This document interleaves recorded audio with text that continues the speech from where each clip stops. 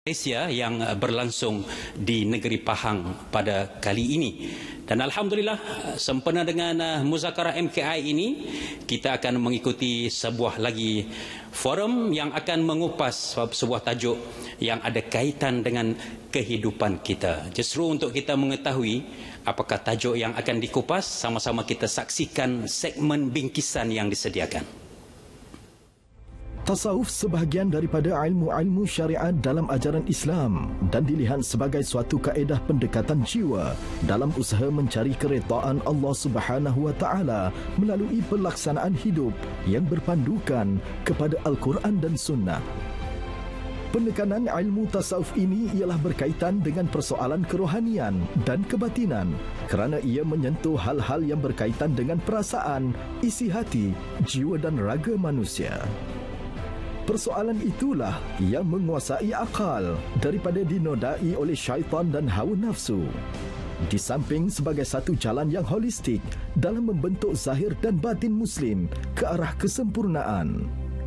Kedudukannya sebagai salah satu disiplin ilmu Islam yang sah masih lagi diragui dan diperdebatkan oleh sebilangan masyarakat umum yang tidak dapat menerimanya sebagai satu ilmu dan amalan yang bersumberkan daripada Al-Quran dan Sunnah Nabi SAW. Ilmu ini sangat penting ke arah menjadi seorang Muslim yang sempurna. Namun, ia bukan mudah kerana memerlukan keyakinan yang kuat kepada Allah Subhanahu wa taala. Tambahan pula, dengan bahasa dari sebahagian besar kitab-kitab tasawuf ini ditulis padat dengan istilah sufi yang jarang dibincangkan dalam kalangan awam. Pada asasnya, ilmu tasawuf ini adalah satu ilmu pengamalan pembersihan jiwa yang sesuai dengan syarak, ilmu akhlak dan sifat ihsan dalam ibadah. Ia terbukti melalui pelbagai pujian dan pengiktirafan tokoh-tokoh ahli sunnah wal jamaah bahawa tasawuf sememangnya satu disiplin ilmu yang sah bersumberkan Al-Quran dan Al-Sunnah. Demikian tadi segmen bingkisan yang sama-sama kita saksikan sebagai latar belakang perbincangan topik kita tasawuf merawat jiwa. Terlebih dahulu saya mengalu-alukan kehadiran yang amat berhormat Datuk Seri Wan Rosdi Wan Ismail, Menteri Besar Kerajaan Negeri Pahang, dan juga yang berbahagia Datuk Haji Wan Zahidi Wan Teh, Pengerusi Jawatankuasa Muzakarah Majlis Kebangsaan bagi Hal Ehwal Agama Islam, Ashabus Samahah, Mufti-Mufti, ahli-ahli Jawatankuasa Muzakarah, Yang Amat Arif Ketua Hakim Syar'i Negeri Pahang, yang berhormat Datuk Seri Said Ibrahim, Esko Kerajaan Negeri serta barisan Esko yang lain, seterusnya hadirin dan hadirat yang dihormati sekalian. Saya ingin memperkenalkan dua panel istimewa kita pada malam ini bagi mengupas tajuk tasawuf merawat jiwa. Saya perkenalkan panel kita yang pertama di sebelah kiri saya. Anak muda kelihatannya dan memang seorang yang muda tetapi penuh ilmu di jiwanya. Yang berbahagia Dr. Muhammad Aiman Al-Akiti, pensyarah kanan di Universiti Islam Antarabangsa Malaysia dan juga merupakan fellow kehormat Institut Kefahaman Islam Malaysia IKIM. Assalamualaikum Doktor. Waalaikumsalam warahmatullahi wabarakatuh. Kalau Dr. Afifi Al-Akiti, anak Melayu pertama dilantik sebagai fellow di Oxford University, Dr. Aiman merupakan anak Melayu pertama yang mendapat PhD dari universiti tertua di dunia, Quraim Maghribi, betul? Al-Qarawiyin. Al-Qarawiyin, Maghribi. Tahniah kepada keluarga Al-Akiti atas pencapaian tersebut. Terima kasih. Panel kita yang kedua, sudahlah handsome, penuh ilmu di dada, Habib Ali Zainal Abidin bin Abu Bakar Al-Hamid, Pengerusi Yayasan Ar-Riayah yang juga merupakan pembimbing Majlis Ta'lim Darul Murtada Kuala Lumpur. Assalamualaikum Habib. Waalaikumsalam warahmatullahi wabarakatuh. Betul ke Habib? Orang kata kalau kita duduk di sebelah orang handsome, kita akan kelihatan handsome. Kalau kita duduk di sebelah orang ada ilmu, kita akan merasakan diri kita juga berilmu. Kalau kita duduk dengan orang kaya, kita juga kelihatan seperti orang kaya. Boleh diterima ataupun tak boleh diterima? Pepatah Arab mengatakan manjalas janas. Siapa orang yang duduk dengan seseorang yang memiliki kriteria akan mendapatkan kriteria tersebut. Alhamdulillah, saya duduk di sebelah orang-orang yang handsome, saya kelihatan handsome malam ini. Betul tak tuan-tuan dan puan-puan? Macam jealous je kan, tak nak mengaku kan. Ustazah Hakimah dia tersenyum tu artinya dia memberi pengiktirafan lah. Baik, kita kembali kepada perbincangan topik kita, tasawuf merawat jiwa. Sebelum kita nak bincangkan banyak isu tentang tasawuf, saya nak mulakan dengan anak muda Dr. Aiman tentang tasawuf. Apa latar belakang tasawuf, dan ada juga dakwaan-dakwaan yang mengatakan bahawa tasawuf ini sebenarnya bukan bersumberkan daripada Al-Quran dan As-Sunnah. Mungkin doktor boleh mulakan sebagai mukadimah. Bismillahirrahmanirrahim. Alhamdulillahirabbil alamin. Assalatu wassalamu ala asyrafil anbiya'i wal mursalin wa ala alihi wa ashabihi ajmain. Amma ba'du.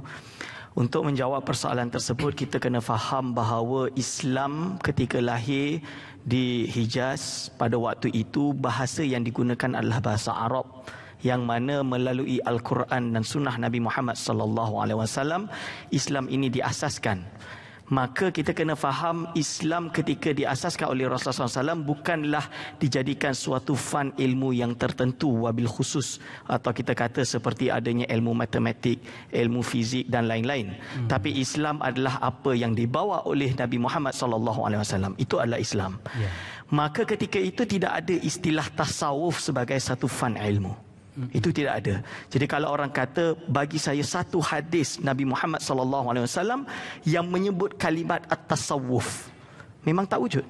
Kerana apa? Kerana tasawuf itu diamalkan oleh umat Islam di zaman Rasulullah SAW, oleh para sahabat dan juga oleh baginda Rasulullah SAW. Dan diertikan, diambil dan diserap dari segala Al-Quran dan Sunnah tersebut. Barulah ulama yang datang beberapa kurun setelah tersebut, setelah waktu itu, dan menyusunnya menjadi suatu fan-fan ilmu. Maka ulama-ulama tasawuf mengatakan asal usul tasawuf adalah juga dari kalimat ihsan. Kerana apa? Kerana dia mempercantik, memperelok ibadah kita, yang berasal daripada suatu hadis yang kita tahu, iaitu hadis Jibril kita panggil, yang terkenal, di mana malaikat Jibril datang bertemu Rasulullah SAW di depan para sahabat, bertanyakan 3 soalan yang terkenal. Pertama adalah Islam, yang diibaratkan sebagai syariat atau fiqh. Lalu yang kedua adalah iman, yang berkaitan dengan kepercayaan, iaitu akidah. Dan yang ketiga adalah ihsan. Maka apa jawab baginda Nabi Muhammad SAW? Iaitu an ta'budallah ka'annaka tarahu, iaitu engkau beribadah kepada Allah seolah-olah engkau melihatnya. Jadi ibadah kita ini bukan hanya setakat ibadah, tapi kita solat seperti kita melihat Allah Subhanahu Wa Taala, berada dalam kekhusyuan. Untuk sampai makom khusyuk ini bukan mudah, tuan-tuan dan puan-puan, hadirin wa hadirat hafizakumullah. Kerana apa? Dia adalah makom yang sangat tinggi, memerlukan waktu yang lama untuk mengasah diri kita boleh sampai derajat tersebut.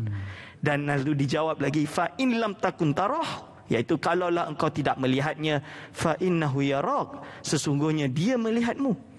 Kerana apa? Kalaupun kita tidak boleh mendapatkan khusyuk dalam ibadah kita, kita kena setiap hari menjaga hati kita, menjaga diri kita, kerana sesungguhnya Allah Subhanahu Wa Taala Maha melihat kita.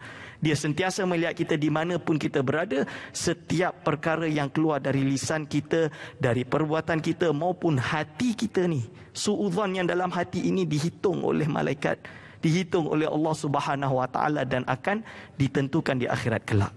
Lalu juga dari kisah iaitu ahli Suffah, yang mana mereka itu berada di Masjidil Nabawi, yang dengan di dalam Masjid Nabawi tersebut mereka tidak memiliki rumah, tidak memiliki perkara-perkara duniawi, hanya berzikir kepada Allah, membaca Al-Quran. Dan inilah digolongkan sebagai golongan-golongan zuhad atau az-zahid, orang yang melakukan zuhud. Dan ini adalah inti daripada tasawuf tersebut, yang mana kita berusaha untuk membersihkan segala kekotoran-kotoran dunia dan menghiaskan diri dengan segala perkara-perkara yang baik di dalam akhlak kita, dalam kita sikap kita, dan sehingga kita boleh mendapatkan ketenangan di dalam hati. Maka hadirin wa hadirat hafizakumullah, inilah kepentingan dan asal usul daripada tasawuf itu sendiri. Terima kasih Ustaz. Terima kasih Dr. Aiman atas mukadimah yang disampaikan sebentar tadi. Maka jelas kepada kita bahawa tasawuf itu datangnya daripada sumber syariat, sumber Al-Quran dan juga As-Sunnah.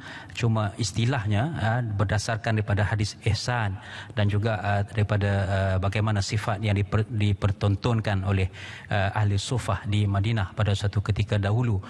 Cuma Habib, apa pula hubungannya di antara tasawuf dengan disiplin-disiplin ilmu yang lain?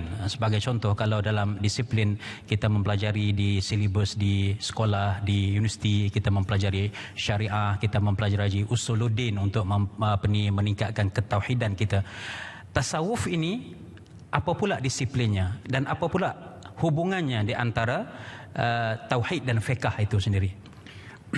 Bismillahirrahmanirrahim. Alhamdulillah, salatu wassalam ala sayyidina Rasulillah Muhammad bin Abdullah wa ala alihi wa sahbihi wa man wala. Hubungan ilmu at-tasawuf dengan fiqh dan juga ilmu akidah atau ilmu tauhid tidak dapat dipisahkan satu dengan yang lain. Mempunyai hubung kait yang rapat melalui hadis yang disampaikan sebentar tadi dan disebutkan oleh Al-Fadhil Dr. Aiman tentang rukun agama yang disebutkan oleh Nabi dalam Sahih Muslim. Ada 3 rukun agama: Islam sebagai simbol syariah, iman kepada akidah, dan juga ihsan, iaitu ilmu qalb, ilmu tentang hati. Ilmu ihsan atau ilmu tasawuf ini adalah ilmu untuk mengukur ibadah kita agar supaya ibadah ini benar-benar dilakukan telus kerana Allah Subhanahu wa taala, baik dalam hukum hakam, termasuk dalam kehidupan atau muamalah dalam jual beli dan dalam segala aspek kehidupan kita. Dengan demikian kita melihat kata atau memahami kata-kata yang disampaikan oleh Syekh Ahmad Zarruq, seorang pakar tasawuf. Katanya, la tasawufa illa bittafaqquh. Tidak mungkin orang itu bertasawuf kecuali terlebih dahulu dia bertafaqquh, yakni bersyariah terlebih dahulu. Karena dengan tafaqquh kita akan paham hukum hakam perbuatan tubuh badan. Wala tafaqquha illa bitasawuf. Dan tidak mungkin seseorang itu bertafaqquh melainkan bertasawuf. Kerana at-tasawuf adalah mengukur amal ibadah lahiriah yang sesuai dengan syariah. Kalau tidak ada ikhlas kepada Allah Subhanahu wa taala, maka tak ada makna pada ibadah tersebut. Wala huma illa bil iman. Tidak ada tasawuf, tidak ada tafaqquh kecuali dengan iman, yakni dengan ilmu tauhid, dengan ilmu aqidah. Jadi 3 serangkai ini tidak dapat dipisahkan. Dalam Al-Quranul Karim, Allah Subhanahu wa taala menyentuh tentang pentingnya ilmu at-tasawuf yang terkait dengan amalan dan kehidupan kita. Allah Subhanahu wa taala berfirman, qad aflaha man zakkaha wa qad khaba man dassaha. Akan bertuah, akan berjaya orang yang mensucikan hati dan jiwanya, dan akan merugi orang yang mengotori hati dan jiwanya. Praktikalnya di dalam hadis Nabi Muhammad sallallahu alaihi wasallam, beliau bersabda, kam min sha'imin laysa lahu min siyamihi illa al-ju' wal-dhama' wa kam min qa'imin laysa lahu min qiyamihi illa as-sahar wal-'ana'. Berapa ramai orang berpuasa tetapi tak ada apa-apa ganjaran pada puasanya kecuali haus dan lapar. Berapa banyak orang salat tidak mendapatkan apa-apa ganjaran pada salatnya kecuali letih dan juga menghabiskan masa di waktu malam. Perhatikan sabda Nabi pada hadis tadi, menafikan salat, menafikan puasa, tak ada nilai ibadah walaupun dilakukan ibadah tu. Apa sebabnya? Tasawufnya tidak ada, ikhlasnya tidak ada, penghayatan untuk dijadikan ibadah itu sebagai wasilah untuk dikedepankan, dikorbankan kepada Allah Subhanahu wa taala dengan tulus tidak wujud. Maka dengan demikian tidak ada nilai ibadah tanpa tasawuf. Yang terakhir, tidak ada tasawuf, tidak ada tafaqquh melainkan adanya akidah atau ilmu iman. Oleh sebab yang demikian tidak dapat dipisahkan antara ketiga-tiganya, fiqh, syariah, fiqh dan juga ilmu aqidah atau ilmu tauhid dan juga ilmu tasawuf. Kesemuanya adalah 3 serangkai, tidak dapat dipisahkan. Boleh tak kalau kita katakan tasawuf ini sebagai akhlak yang ada pada diri seseorang itu? yang hakikat daripada tasawuf muamalah kepada Allah Subhanahu wa taala, yang ianya menjadi landasan muamalah kita dengan semua makhluk, bukan hanya kita berakhlak kepada manusia, bahkan kepada alam ini pun kita perlu untuk berakhlak. Baiklah, terima kasih kepada Habib di atas penjelasan sebentar tadi. Pusingan yang pertama membuka minda kita tentang tasawuf dan juga kepentingannya dalam kehidupan kita sehari-hari. Namun walaupun kita telah jelas daripada huraian kedua-duanya, namun masih lagi ada dalam pemikiran dan juga kefahaman sesetengah masyarakat tentang tidak perlunya tasawuf, ataupun tasawuf ini adalah bersumberkan kepada akal semata-mata, adalah merupakan falsafah semata-mata, dan timbul di sana perbezaan pandangan di kalangan para ulama itu sendiri. Itu saya nak minta Dr. Aiman huraikan, tapi bukan sekarang, selepas kita berhenti rehat seketika.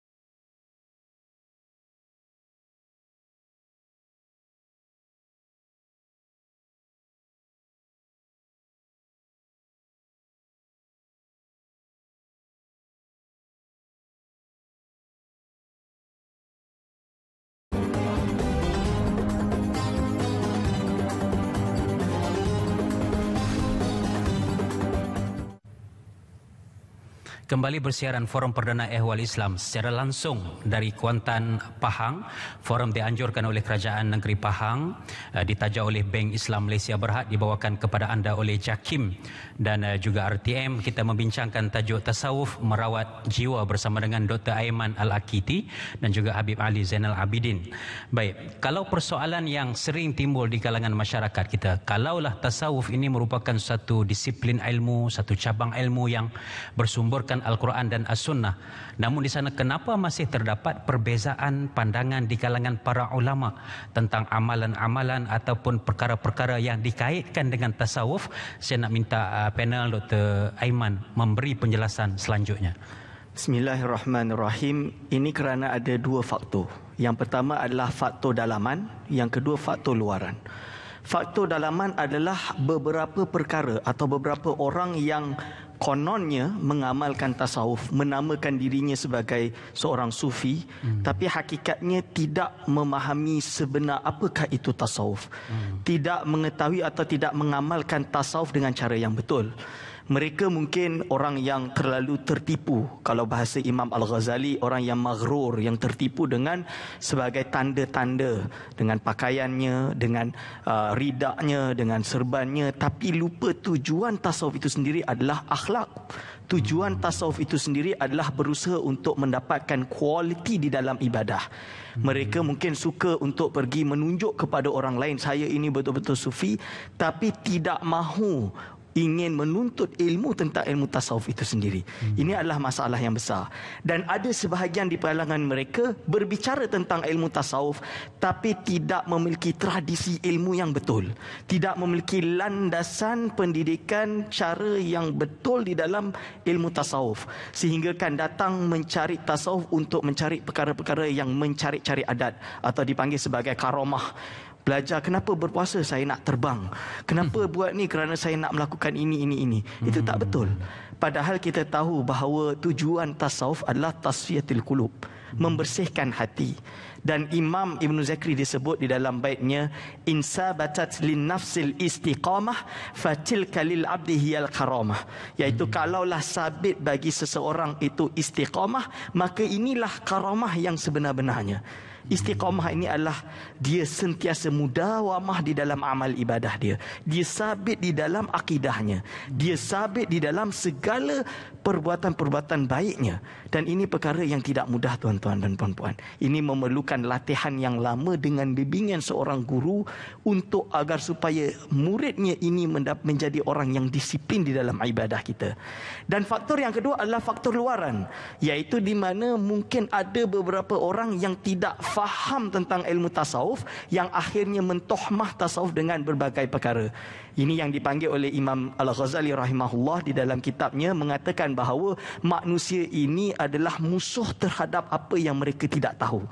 Kerana apa? Bila dia tidak tahu, maka keluarlah pendapat-pendapat yang kononnya tasawuf ini adalah sesat, adalah bid'ah, tidak ada di dalam Al-Quran dan Sunnah. Golongan ini adalah bukan seperti mengikut Rasulullah SAW dan lain-lain. Walhal kita tahu bahawa tasawuf ini adalah ilmu. Ulama-ulamanya terkenal sejak abad pertama Islam sehinggalah pada hari ini, yang mana kitab-kitab mereka tersusun rapi dan perlu dibaca dan difahami mengikut neraca ilmu tersebut. Mana mungkin kalau kita sakit gigi kita pergi kepada doktor jantung. Mana mungkin kalau kita sakit lutut kita cari doktor penyakit yang boleh menular. Tentulah kita kena pergi kepada ortopedik misalnya. Maka begitulah juga dengan urusan hati. Kalau ada orang hatinya rasa kotor, maka dia kena cari seorang guru yang memang faham bagaimana untuk mentarbiah murid agar boleh membersihkan hati tersebut. Maka ulama yang mungkin tidak pernah di dalam hidupnya mengkaji ilmu ini, lalu pertama kali buka kitab tersebut, mungkin salah faham ibarat sehingga terjadilah tohmahan-tohmahan terhadap ilmu ini. Tapi kalau kita kembali kepada orang yang memang sudah mumarasah, yang sudah banyak mengkaji ilmu ini dan berguru dengan guru yang sabit, lalu naik taraki, dia naik terus dan dia faham maksud dari setiap kalam-kalam ulama terdahulu. Kerana apa? Ilmu tasawuf adalah ilmu tarbiyah.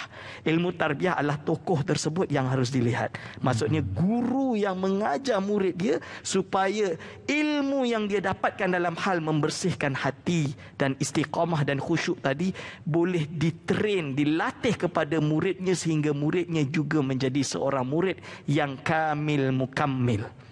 Itu dia Ustaz, insya-Allah. Baik, terima kasih pada Dr. Aiman. Saya nak terus kepada Habib. Siapa yang memerlukan tasawuf ini? Adakah golongan Habib sahaja? Adakah golongan yang zuhud sahaja Dr. Aiman sebut tadi? Ataupun semua pihak perlu kepada tasawuf? Kalau perlu kepada tasawuf, saya nak minta Habib contohkan. Kalau sebagai seorang pemerintah, menteri besar umpamanya, menteri besar yang tasawufnya bagaimana? Kalau saya sebagai penjawat awam kerajaan, penjawat awam yang memiliki tasawufnya bagaimana? Kalau petani yang tasawufnya bagaimana sifatnya, Habib? Barakallahu fiik. Tujuan manusia dalam hidup ini adalah untuk merealisasikan hakikat dirinya sebagai hamba kepada Allah Subhanahu wa taala. Itulah matlamat at-tasawuf. Apapun kedudukan kita sebagai orang biasa, sebagai seorang berjawatan, sebagai seorang businessman, sebagai seorang dokter, sebagai seorang ustaz, sebagai seorang pembawa acara, sebagai imam dan seumpamanya. Kalau kita merujuk kepada firman Allah Subhanahu wa taala di dalam Al-Qur'anul Karim, "Wa ma khalaqtul jinna wal insa illa liya'budun." Aku tidak ciptakan jin dan manusia kecuali untuk mengabdikan diri. Sayyidina Abdullah bin Abbas ketika menafsirkan liya'budun adalah liya'rifun, untuk kenal kepada aku, liya'rifuni, untuk kenal kepada aku, yakni Allah Subhanahu wa taala. Oleh sebab yang demikian, hakikat ibadah seseorang dalam hidup ini adalah untuk kenal kepada Allah melalui ibadahnya kepada Allah Subhanahu wa taala. Oleh sebab yang demikian, ilmu tasawuf ini amat penting di dalam seseorang itu menjalankan amanah yang diberikan oleh Allah. Amanah yang diberikan oleh Allah kepada seseorang terkait kepada dua perkara penting. Yang pertama adalah amalan luaran, yang kedua adalah amalan dalaman. Amalan luaran manusia ini ada perintah, ada larangan. Perintah seperti salat, zakat, haji, berpuasa dan seumpamanya. Larangan pada luaran mencuri, berzina, minum arak dan seumpamanya. Kesemua ini amalan luaran yang diperintah dan juga dilarang. Amalan dalaman ada perintah juga ada larangan. Yang diperintah ikhlas, kemudian qanaah, zuhud, wara', kemudian tawadhu'. Ini bahagian daripada perintah kepada amalan hati. Ada juga larangan pada amalan hati seperti buruk sangka, takabur, sombong, riya. Kesemua amalan ini ada perintah, ada larangan yang terkait dengan luaran dan juga terkait dengan dalaman. Ilmu tasawuf adalah yang memerhati bagian perintah dan juga larangan pada amalan dalaman. Ala inna fil jasadi mudghah idza saluhat saluhal jasadu kulluh wa idza fasadat fasadal jasadu kulluh ala wahyal qalbu. Dalam tubuh badan manusia ini ada seketul daging. Kalau elok daging ini, eloklah amal perbuatan tubuh badan. Kalau rosak seketul daging ini, rosaklah amal tubuh badan, yaitu seketul daging tadi adalah hati. Oleh sebab yang demikian, Nabi menyentuh tentang perkara ini bahwasanya Allah hanya memandang kepada manusia adalah tentang hatinya.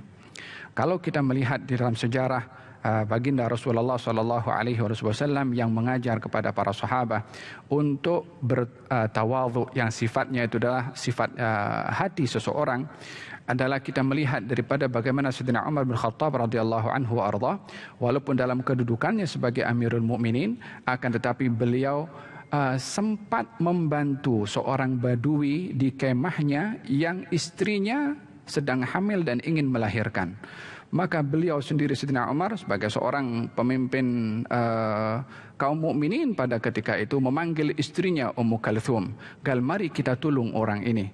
Maka ditolonglah oleh Sayyidina Umar bin Khattab bersama dengan istrinya. Sayyidina Umar bersama dengan suami wanita yang akan melahirkan sedang menyiapkan makanan. Istri Sayyidina Umar waktu itu membantu istri seorang badui tadi untuk kelahiran bayi yang ketika itu sudah tiba waktu melahirkan. Dengan demikian kita melihat bahwasanya perlunya seseorang kepada ilmu tasawuf bukan hanya dalam ibadah sahaja, tetapi dalam muamalah. Tidak terhad kepada seorang biasa, tetapi kepada siapapun sebagai hamba Allah Subhanahu wa taala amat memerlukan kepada at-tasawuf, karena ianya adalah merupakan ukuran kedudukan seorang hamba di sisi Allah Subhanahu wa taala adalah melalui ilmu at-tasawuf. Oleh sebab yang demikian, kalau kita melihat di dalam hadis Nabi Muhammad sallallahu alaihi wasallam yang ringkasnya tentang pentingnya tasawuf itu dalam kehidupan kita, dalam hadis yang diriwayatkan dalam Sahih Bukhari, kalau ada 3 golongan yang nanti di hari kiamat akan dicampakkan ke dalam neraka. Yang pertama orang berilmu, yang kedua dan orang yang membaca Quran, orang bersedekah, dan juga orang yang berjihad fisabilillah. Nampaknya ibadah ini adalah ibadah yang istimewa, tetapi karena yang berilmu tadi takabur dengan ilmunya, yang ahli Quran takabur dengan Qurannya, yang berjihad adalah riya untuk mendapatkan kepujian, yang berinfak adalah mengharapkan kepujian juga, la jihadnya, wala infaknya, wala ilmunya, wala Qurannya bermanfaat bagi orang tersebut. Dengan demikian, yang hanya membawa hakikat pengabdian seorang hamba kepada Allah adalah bila mana memerhati kepada hatinya, merawat kepada hatinya melalui ilmu at-tasawuf. Tuan-tuan dan puan-puan sekalian, itulah tajuk yang kita bincangkan pada malam ini, tasawuf merawat jiwa. Bagaimana jiwa kita, hati kita yang dijadikan, diciptakan oleh Allah Subhanahu wa taala dalam setiap jiwa insan manusia ini perlu dirawat, dan penawarnya adalah tasawuf. Maka dengan sebab itu pentingnya kita mempelajari ilmu tasawuf agar setiap amalan kita, keyakinan kita kepada Allah Subhanahu wa taala bersendikan kepada amalan tasawuf itu sebentar tadi. Baiklah tuan-tuan dan puan-puan, sekali lagi kita akan berhenti rehat dan jangan ke mana-mana. Selepas ini kita akan membaca soalan daripada Facebook Forum Perdana Ehwal Islam dan juga penyoal dari lokasi. Kita berhenti rehat seketika.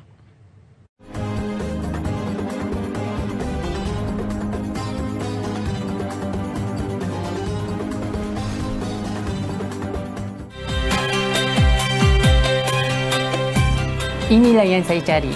Apa yang saya lama ni, yang saya cari dan saya dapat sekarang ni. Sebenarnya mereka ini sedar dan faham pilihan mereka itu sudah menyimpang jauh daripada fitrah manusia, tapi masih suka untuk membuang tabiat lama. Di mana silapnya? Kawan-kawan kadang-kadang dia orang tak support sangat kita kan, bila kita nak bagi dia kata salah satu gini lalu alah tak peduli apa semua. Jadi berilah peluang kita tidak membina gap jurang antara golongan ini ataupun antara asnaf ni dengan masyarakat awam.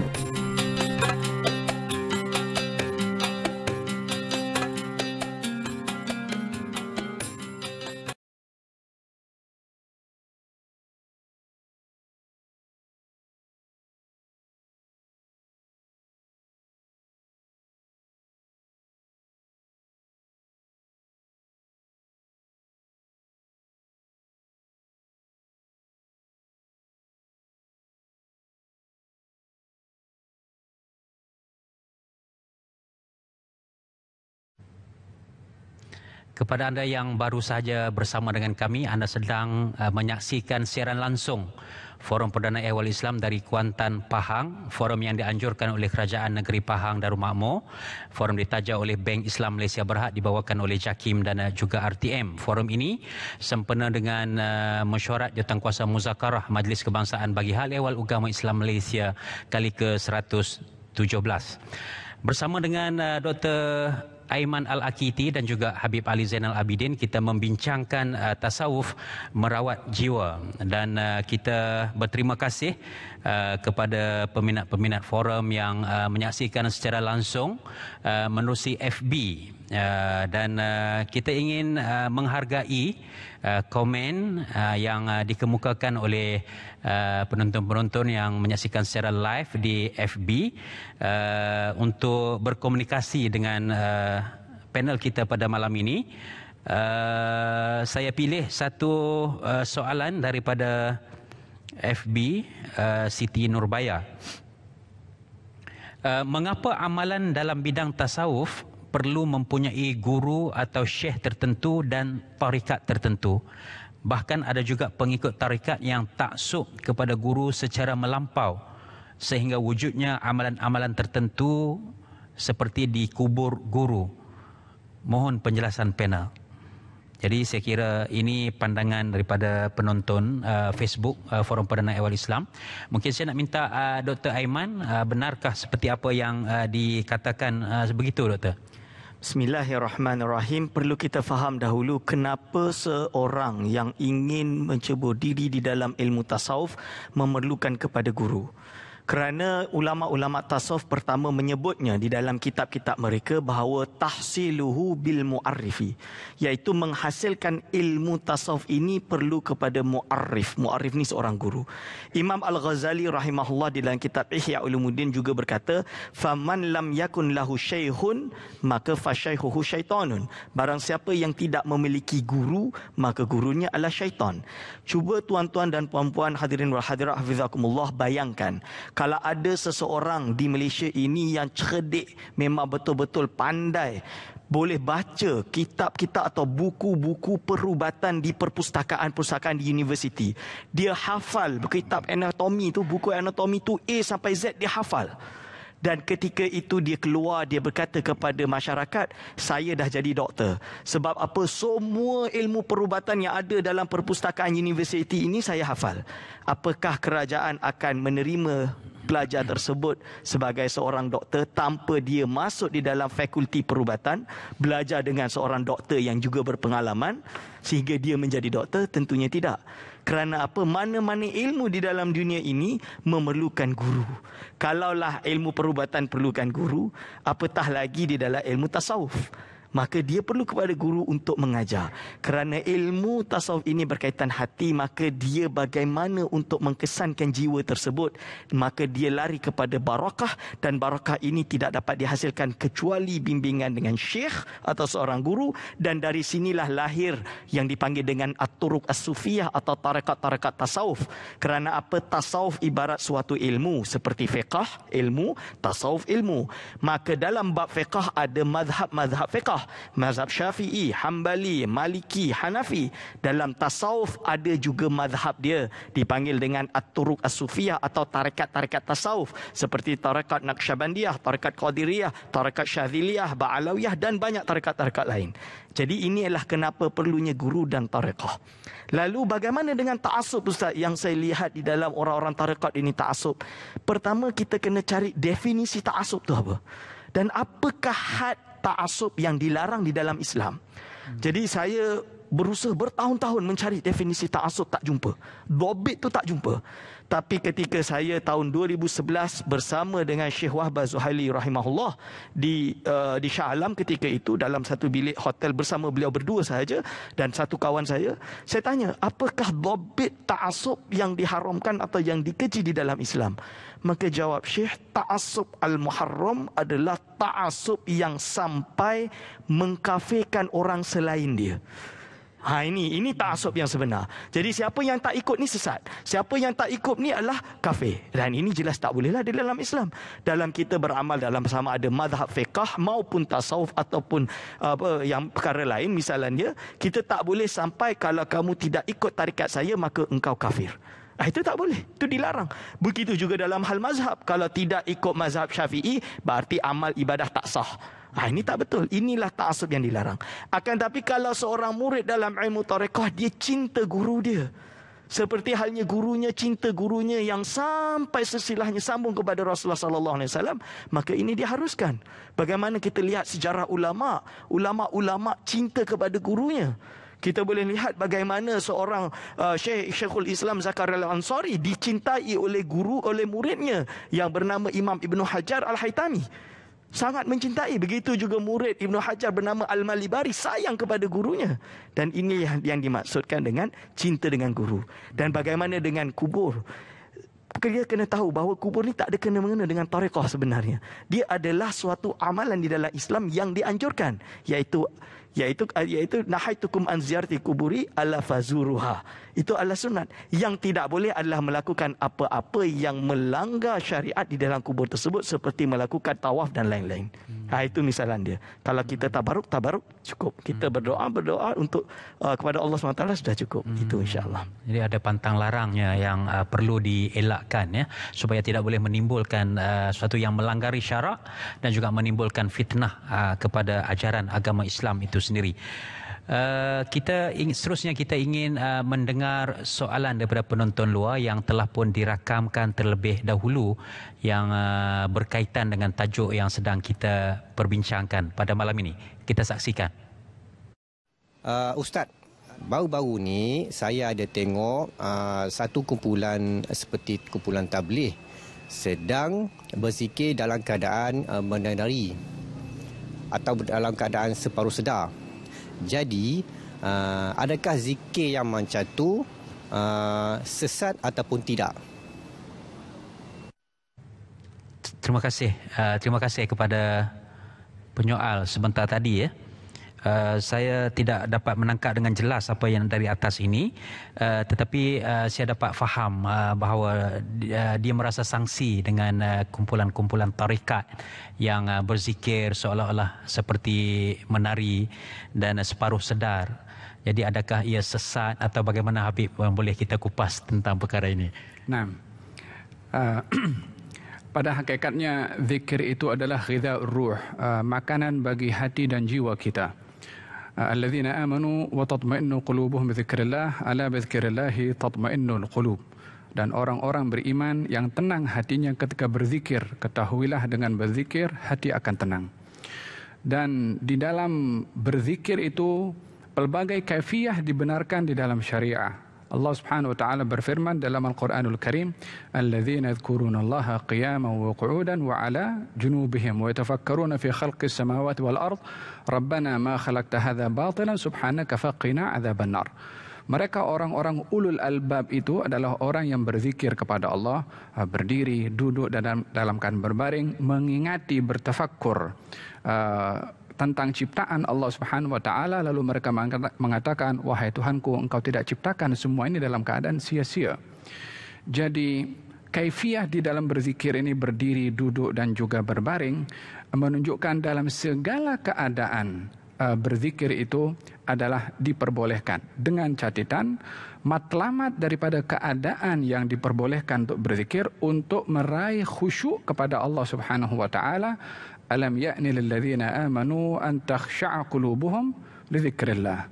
Bukankah sudah tiba waktunya bagi orang-orang yang beriman itu untuk khusyuk ketika berzikir kepada Allah Subhanahu Wa Taala? Jadi dalam ayat yang saya bacakan tadi ada beberapa kaifiyah di dalam berzikir dan disebutkan matlamat tujuan daripada berzikir yaitu al-khusyuk. Kalau kita merujuk juga kepada penjelasan Ibnu Katsir dalam kitab Al-Bidayah wan Nihayah, dalam kitab tarikhnya, beliau menceritakan tentang Sayyidina Ali bin Abi Thalib ketika solat subuh berjamaah bersama dengan kaum muslimin, lalu menoleh ke belakang, nampak mukanya kurang senang, nampak macam sedih. Kemudian beliau mengatakan, aku mengingati tentang orang-orang yang terdahulu, yakni sahabat Nabi Muhammad SAW. Sifat mereka itu, kata Sayyidina Ali, kalau malam qiyamul lail, sujud. Dan kalau sudah mula tiba pagi, berzikir kepada Allah Subhanahu Wa Taala, lalu madu. Mereka ini ketika berzikir kepada Allah, madu, maknanya taharraku. Taharruk asy-syajar 'inda ar-rih, yakni bergerak badan mereka umpama dahan pokok yang kena hembusan ar-rih, angin, sambil mereka menangis. Sayyidina Ali menggambarkan di sini keadaan para sahabat ketika berzikir, mereka bergerak. yakni umpama dahan yang kena pokok. Maka dalam hal ini, gerakan seperti ini adalah usaha untuk meraih khusyuk. Memang bila mana ada pelampauan di dalam pergerakan itu dengan adanya hal-hal yang dilarang di dalam syariah, memang sama sekali tidak dibenarkan, seperti alat-alat musik contohnya, atau hal-hal yang lagha contohnya. Maka dalam hal ini tidaklah dibenarkan, bukan karena gerakannya, akan tetapi karena hal yang lagha yang dilarang oleh syariah. Kalau kita merujuk jauh ke zaman Nabi Muhammad SAW, beliau ketika membangun masjid sendiri, beliau sendiri sambil membawa batu, sambil berzikir, Allahumma la aisha illa aishul akhirah, farhamil ansar wal muhajirah. Ya Allah, tidak ada kehidupan sebenar kecuali di akhirat. Rahmati orang ansar dan juga kaum muhajirin. Sambil mengangkat batu, berzikir dan berdoa kepada Allah Subhanahu wa taala. Ianya adalah gerakan itu bukan tujuan, tetapi wasilah untuk mendapatkan khusyuk kepada Allah Subhanahu wa taala. Walaupun Imam Nawawi lebih cenderung untuk orang berzikir itu dalam keadaan sukun, yang dalam keadaan tenang, suasana tenang pun anggota tubuh badan. Ada kalanya orang tidak boleh untuk begitu karena akan boleh membawa tidur mungkin, ya kan. Jadi pergerakan itu adalah wasilah untuk meraih al-khusyuk. Jadi dalam hal ini, bila mana kita melihat daripada beberapa dalil yang saya sebutkan tadi, pergerakan, kata Junaid bin Muhammad Sayyidut Taifah, ini seorang ahli tasawuf terkemuka, beliau mengatakan, idza ra'aitan nas yatawajaduna wa yatamayalun, kalau kamu tengok orang dalam berzikir bergerak macam ni, yakni ada macam goyang, seumpama tarian, kamu jangan larang mereka, sesungguhnya mereka sedang bergembira dengan Allah Subhanahu wa taala. Lau dhuqtahum madzaqahum azzartahum, kalau kamu boleh rasa apa yang mereka sedang bergerak merasakan berzikir, kamu akan anggap memang layak dia bergerak, memang layak dia bergoyang. Ini menggambarkan wasilah daripada bergerakan itu untuk meraih khusyuk. Sama macam ketika kita tahlil, Habib, ya, la ilaha illallah, maka kita bergoyang. Persis. Itu bergoyang dan bergerak itu okey kan. Ada yang dengar lagu muzik bergoyang pun ada juga tu, Habib. Artinya itu tindakan semula jadi. Apabila kita mencapai satu tahap perasaan, kita feeling pada amalan tersebut, maka dia membawa satu tindakan di luar kawalan kita. Persis. Yang mungkin yang perlu untuk diambil perhatian juga, tidaklah pergerakan itu dibuat-buat. Bermakna bukanlah bersandiwara ketika bergerak, tetapi memang betul bergerak untuk meraih khusyuk, bukan main-main atau memaksakan diri. Ya, terima kasih Habib atas penjelasan. Diharapkan kepada saudara Muhammad Irvin, ya, yang membukakan persoalan tadi, dan juga kita semua mendapat manfaat daripada penjelasan daripada Habib sebentar tadi. Baik tuan-tuan dan puan-puan, sekali lagi kita mohon untuk berhenti rehat seketika.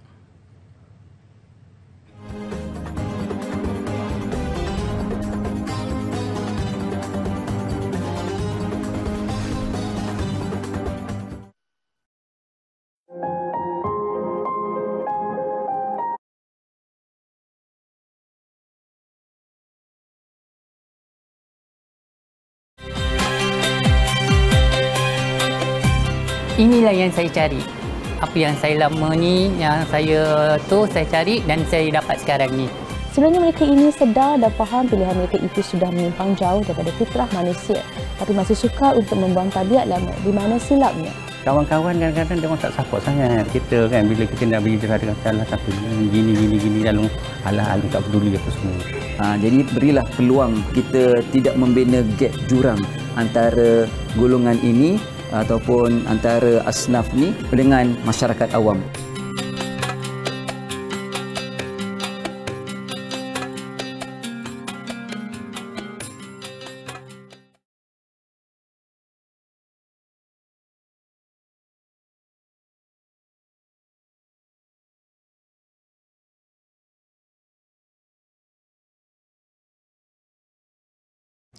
Alhamdulillah, terima kasih kepada anda yang terus setia bersama dengan kami di TV1 menyaksikan siaran secara langsung Forum Perdana Ehwal Islam dari Kuantan, Pahang.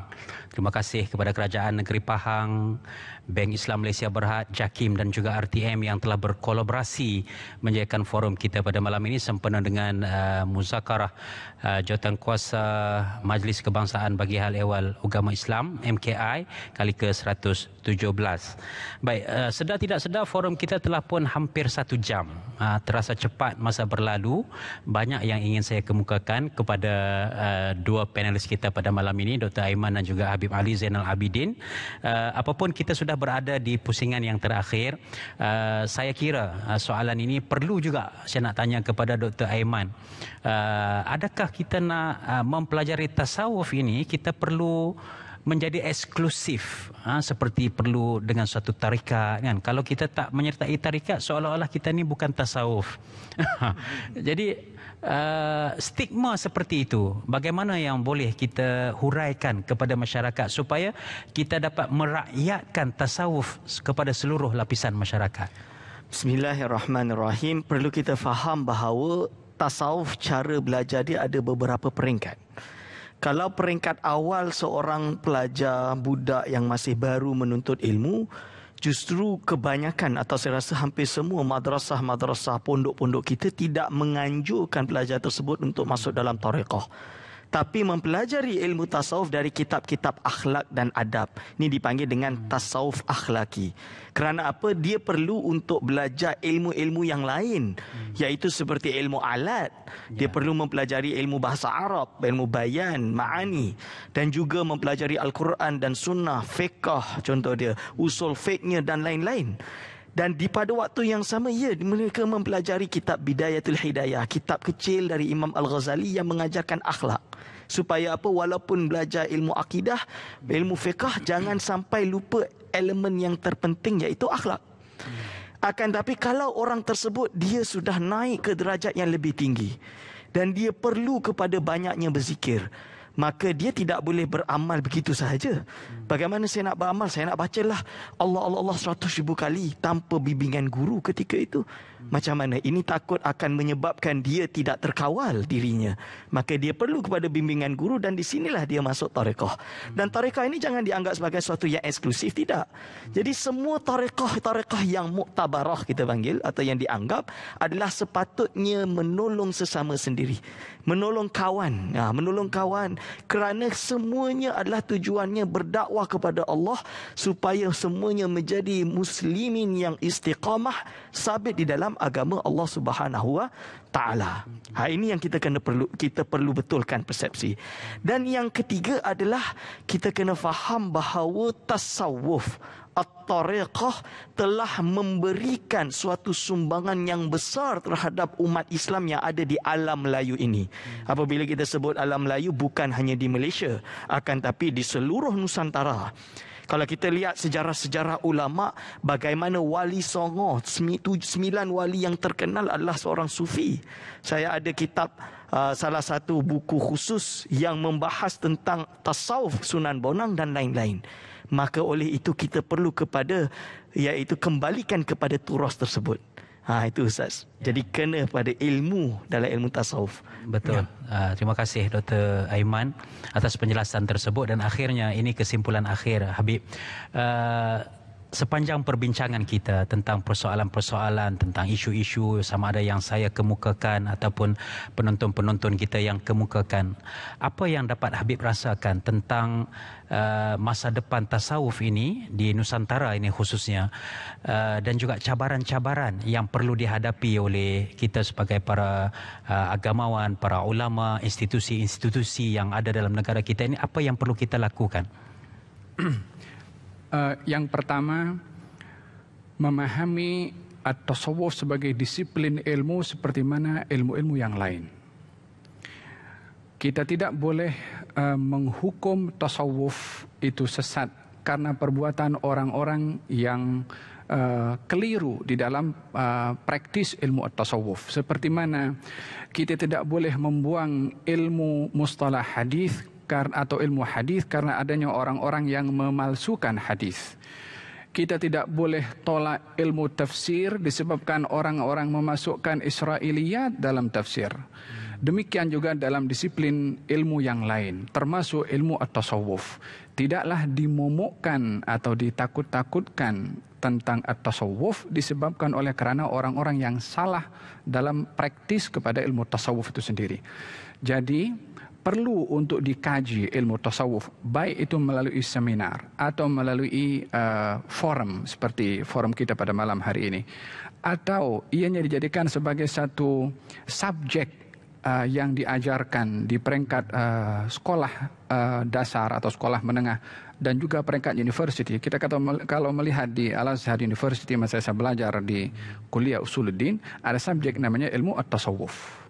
Secara khas namanya ilmu subjek atau tasawuf, diajarkan kepada pelajar-pelajar university di Al-Azhar. Ianya adalah usaha untuk mentasawufkan pelajar dan mentasawufkan masyarakat.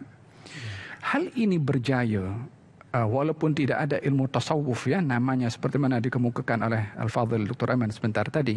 Di zaman Nabi tidak ada istilah ilmu tasawuf, atau zaman sahabat pun juga.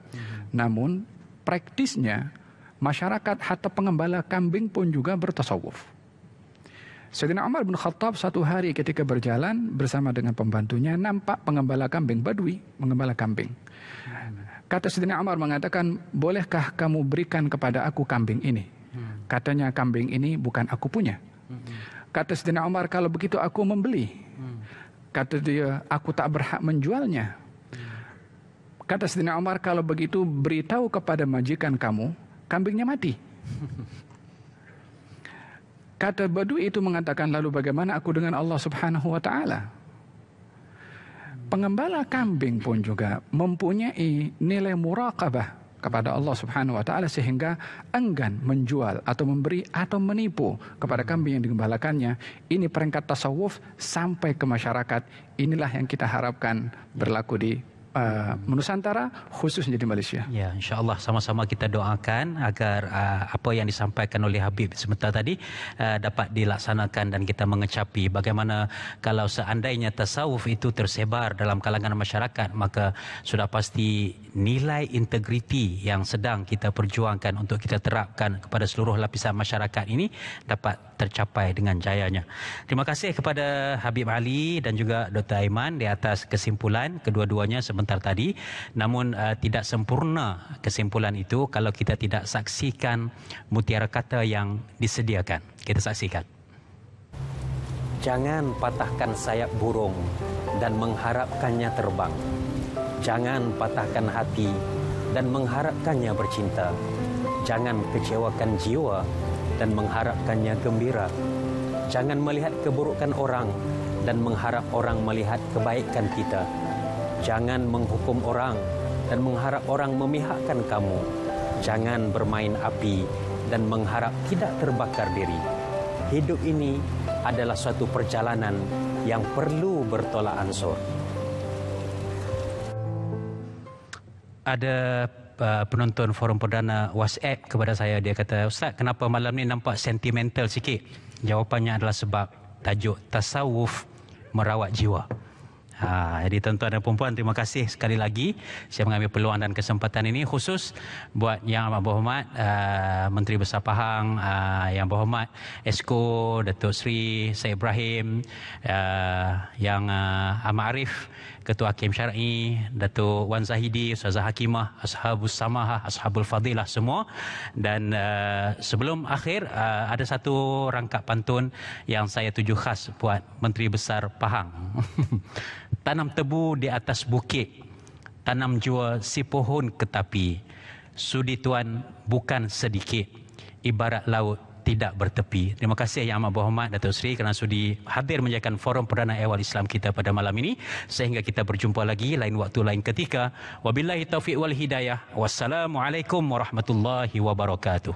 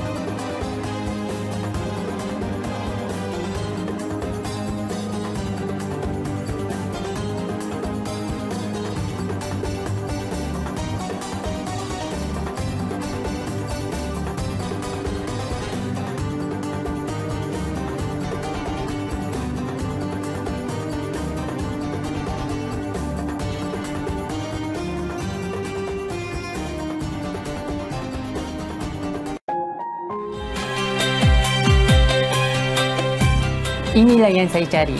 Apa yang saya lama ni, yang saya cari dan saya dapat sekarang ni. Sebenarnya mereka ini sedar dan faham pilihan mereka itu sudah menyimpang jauh daripada fitrah manusia, tapi masih suka untuk membuang tabiat lama. Di mana silapnya? Kawan-kawan kadang-kadang dia orang tak support sangat kita kan, bila kita nak berhijrah dengan salah satu gini lalu alah tak peduli apa semua. Jadi berilah peluang kita tidak membina gap jurang antara golongan ini ataupun antara asnaf ni dengan masyarakat awam.